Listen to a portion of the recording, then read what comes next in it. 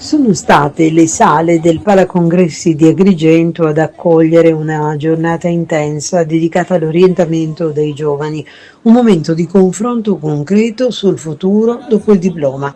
Devo dire che mi fa tanto piacere vedervi tutti qui. Finalmente siamo riusciti ad avviare un progetto importante qui ad Agrigento.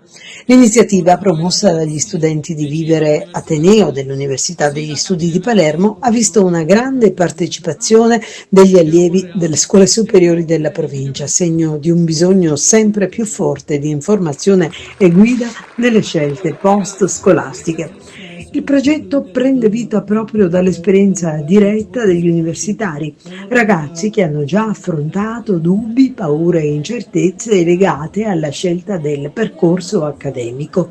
L'obiettivo è stato quello di creare un dialogo autentico, lontano dai formalismi, in cui i più giovani potessero sentirsi liberi di porre domande e condividere aspettative.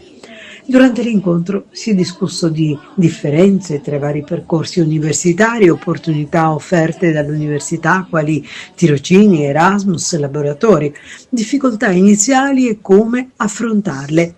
Grande spazio è stato dato anche alle testimonianze personali che hanno reso il confronto più concreto e vicino alla realtà degli studenti presenti. Ma da cosa nasce l'iniziativa e qual è il messaggio da lasciare ai ragazzi?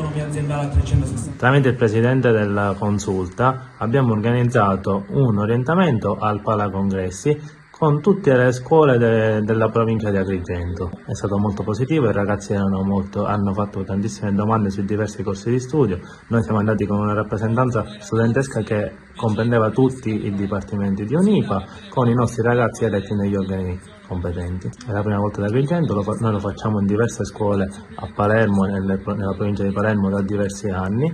Noi siamo un'associazione che dal 2011 facciamo associazionismo universitario e nell'ultimo periodo stiamo cercando di allargare anche in altre province. Consiglio di viversela al massimo, noi ci chiamiamo Vivere proprio per questo, non prendetela l'università solo come un incubatore per lo studio, è anche tanto studio ma c'è anche tanto altro e l'esperienza universitaria va vissuta tutta. Noi organizziamo tantissime attività, anche ludiche ma anche con aziende e vi invito a cercarci anche sui social per qualsiasi dubbio o richiesta. Vivere Ateneo.